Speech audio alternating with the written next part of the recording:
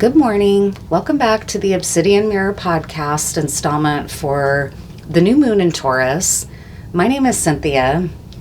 And as you can probably see if you're watching your screen, this is not the typical setup that I've been using for the Obsidian Mirror podcast. And in fact, this installment is not even a scrying session into my Obsidian Mirror as planned.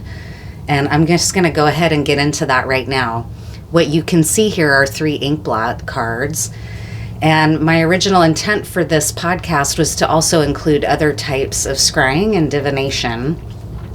But then once I conceived of the way that I've been doing the Obsidian Mirror podcast, I kind of got away from thinking about other methods of scrying other than using the mirror for these gazes, which are occurring on the lunar cycles. So this morning I went to sit down to scry, and I felt really compelled right when I got up. I was going to do it later today, but then right when I got up, I was feeling really kind of pushed to just do it now, do it now, do it now. So I kind of hastily got everything arranged for my animals and sat down to scry, and then nothing happened, and nothing happened, and nothing happened. And then the result of that for me was that I started to get aggravated. And this all just happened like probably 20 minutes ago. So I started to get aggravated and frustrated, and it was actually with spirit, which happens to me. And I'm sure you, if you are a spiritual person, you may know what I mean. I had in my life a lot of trauma, and then as a result of that, a lot of anger. And anger is not a popular emotion for women, even among people who find it to be acceptable. It's still very uncomfortable, especially if someone is expressing rage. It's just, we're not comfortable with those emotions a whole lot in a more social, low-key setting. And I really struggled in my life to find a way to give my rage the expression that it needed so I could let it go in a way that it didn't scare other people or make other people feel uncomfortable, including people like therapists, right? Like, it's just not something that most people feel comfortable with, helping you process that kind of anger. And I wasn't going to anger management because I wasn't having trouble controlling my anger. I was having trouble allowing it to come out because it was so big. And so I finally landed at some point on turning to the earth and turning to my God to share my anger, because I didn't know where else to go with it. And I finally just tried to tell myself, if there is a God and if the planet is alive and conscious and loves me, they have the power to understand and have compassion towards this level of anger in a way that other people don't.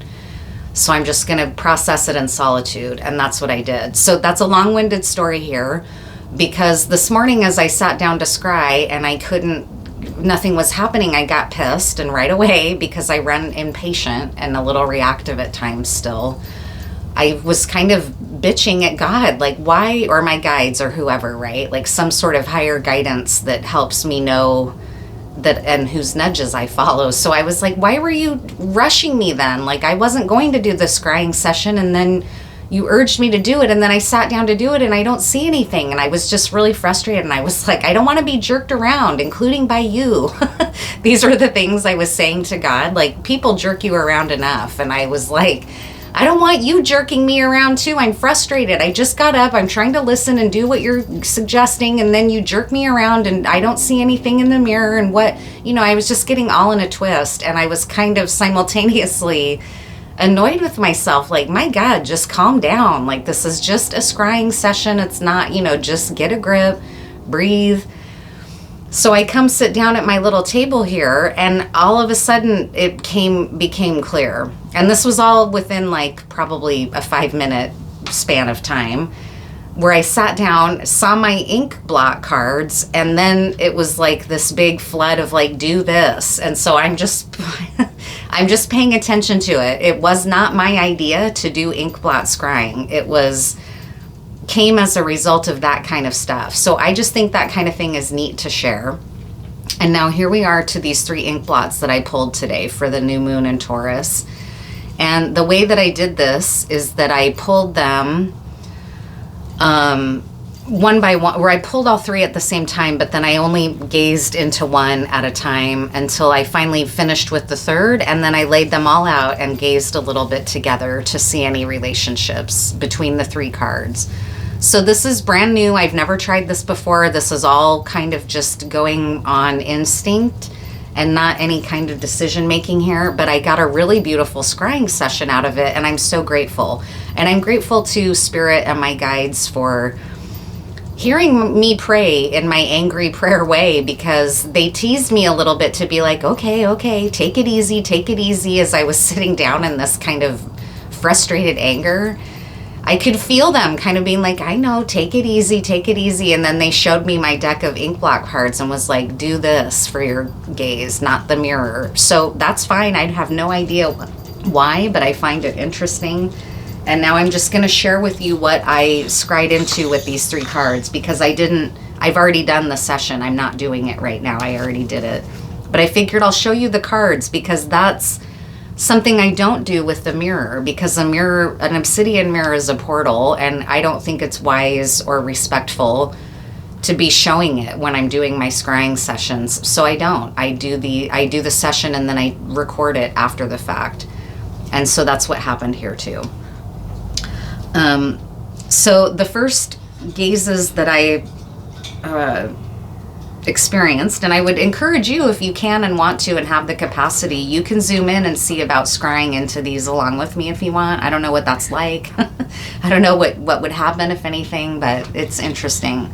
The scrying became very meaningful for me quickly.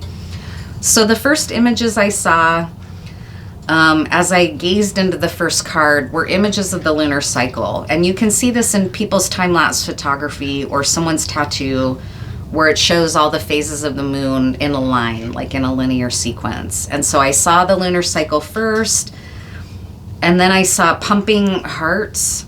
And that to me speaks to the fact that this is a lunar cycle with the constellation of Taurus involved. The hearts were kind of speaking to me about Venus and Taurus and the heart center. Then after gazing into that first card for a while, I saw thumbs, which to me spoke into some way to the works of man and having opposable thumbs, or I should say humanity. Man is a very gendered way of naming humanity. I grew up before liberated linguistics and whatnot, so I still learned to change my language. So then I saw two thumbs here that was speaking to me about building and making things manifest and making things real. And Taurus is an earth sign, so Taurus is a great sign, especially a new moon, for making things come to life in the 3D through our works, like through building, through making, through creating.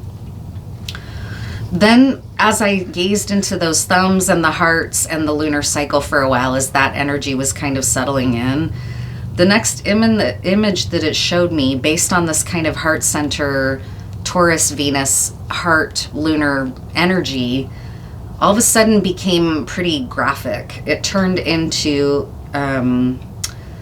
the wings of a blood eagle torture practice, which that came straight for me. It turns out it was a real practice. I looked into it in research, but I came to learn of it through the show Vikings. And it's a real practice that Vikings did, was give someone a blood eagle, which is essentially cutting their spine open, cutting their back open, pulling the skin into the shape of wings of this person. And it's a sort of a glorified way for them to be put to death. So it's, and as you can imagine, I'm sure, like excruciatingly torturous and painful to have done to you. And that's what it was showing. It went from kind of this innocuous lunar cycle imagery, hearts, thumbs, the works of mankind, and then right into just ripping open the spinal column into these blood eagle wings that were really graphic and that were showing me beyond the actual card itself. Like I started seeing images in my mind's eye of the heart beating behind the rib cage, and the way that this rib cage can just get ripped open in something like a blood eagle. So it was like this really physical, bloody, painful showing of ripping the heart center open through war, through the heavens and the lunar cycles, through the power of our heart centers, and then through the pain of a heartbreak and trauma and wounding, and how that even can rip us open in ways that are for our growth. I don't really want to get into my beliefs on that. I'm just showing like kind of the themes and the messages and the emotions that we're channeling through that first image scry. Then I moved into the next card, and the very first image that jumped out was a monkey face upside down. I'm not sure what kind of monkey, but a smaller monkey, like a capuchin or some type of lemur, small monkey type quality, a monkey face. And if you can imagine when you see monkeys scream, like freeze frame that, it was a monkey screaming and it was stillness. And the face was screaming in shock and fear. So that was the very first image of this second gaze into the second card. And then it was showing me the relationship to an art book I made when I was going to PSU in printmaking. And we were doing classes in prints and paperworks around making books and archiving your work and using materials that preserve your work. And one of our assignments was to make a book. And I made a collage book. I still have it somewhere, but it was one of those times that when you're creating something, either writing a song or writing some creative prose or making an image, where something bigger starts happening and you feel like you're not the one making the work, that something is coming through you and making the work. And that happened to me very specifically when I was making that book. And the book turned out to be very dark, very sullen, sad, depressed images. One of a beached whale that was like an old drawing from like Holland or something, where people were harvesting the whale basically on the beach and like taking all of the parts off of the whale from the whaling industry. Images of monkeys screaming, that was part of it.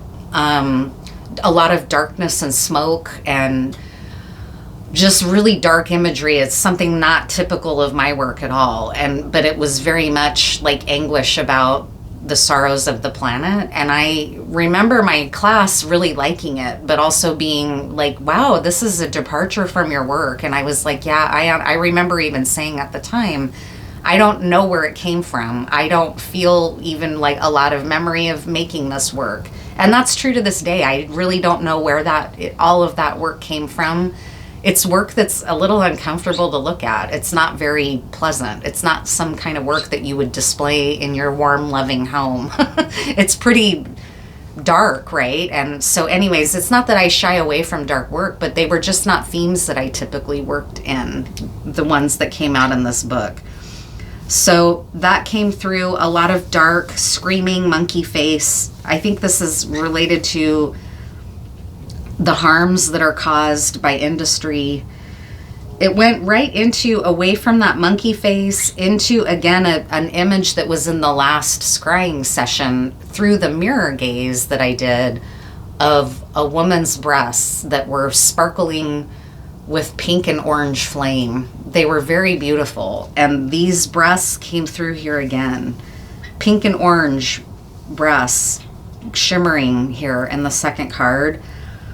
But then that quickly went away, and it went into like a phallus or a penis basically penetrating the image and showing me, because the monkey face is so screaming in shock and fear, and then these shimmering breast colors, and then this penetrating phallus right away around the screaming monkey face was kind of showing me that this was not a consensual, it was like a penetration, like a rape. But then the rape imagery shifted away to a honeybee. So it was all kind of a lot of images that seem incongruous, but if you think about what's happening to the planet, or if you're someone who believes that we're shifting into the new earth, these images make more sense, right? Because there's a lot of trauma and chaos, as well as a lot of joy and hope as we see things starting to change and maybe the old ways dying. So the honeybee was a welcome sign. I felt some comfort seeing that honeybee after kind of experiencing this rape image of whatever. And then it went from the honeybee into the Hawaiian Islands, and I saw the Hawaiian Islands. The final image from that second card was a caterpillar image, and it was showing me specifically the kinds of caterpillars that look like humans almost. Like if you look at it up close, they have an actual face. Like they look very surreal and like aliens, right? And it was showing me those kind of caterpillars. And then that was the last image from the second card. The third and final card, I went into, the first image was a flying dinosaur, and I don't know enough about paleontology to know what the flying dinosaurs are named. I feel like one is named a pterodactyl, but I don't know which one that is necessarily. But regardless, the idea was a flying dinosaur, but it was already a fossilized version of the dinosaur. So it's like its body was still living, but the head of the dinosaur would be the skull fossil, basically. And I have a card in another tarot deck that's like that. It shows a rabbit, like maybe a desert hare, but instead of its face, it's the skull of an antelope. So it was kind of a play on that imagery a little bit. It was this flying dinosaur, but it had, instead of its head, it was its skull, like a fossilized version of the dinosaur that was flying. And I had another dinosaur come through several gazes ago, like maybe 4 or 5 mirror scrying sessions. There was a T-Rex in that image as well. So again, really earth-based, which is appropriate for Taurus, right? Then all of a sudden there was a lot of rapid imagery underneath that flying dinosaur, showing me salt flats, then showing me caves, then showing me stars and constellations, and this pterodactyl or whatever type of flying dinosaur it was sort of flying through all of this imagery. Salt flats, caves, stars, salt flats, caves, stars. Like it just kept showing me this flying huge dinosaur, like a grandfather spirit almost. It just came to me just now as I'm describing it, because it was super ancient and super wise and really beautiful. Like I'm actually feeling all of a sudden what an honor it was to see that flying pterodactyl. I have no idea why or what, but then from that it moved back into fingerprints, and they're like messy fingerprints that you would see from somebody carelessly like touching something real greasy and then getting their fingerprints all over the wall or something like that. It was something that I personally found off-putting when I saw the fingerprints. Like they don't belong in here. They don't belong with this beautiful flying pterodactyl. And so again, I feel like it's this other recurring theme about people being out of harmony with the world around them, the natural world. Because then underneath that pterodactyl, it was showing me a lance or a spear shooting through the image itself, like a prehistoric spear, again, in some ways, like a rock cut arrowhead, maybe, like from the Clovis people or something. I don't really know, but it was showing me the spear that had this rock arrowhead on it shooting through the image itself, the ink blot. And then that's where it ended. So it ended with sort of this warrior image of a spear shooting through the image, but it was also kind of a prehistoric spear in a sense, which is cool.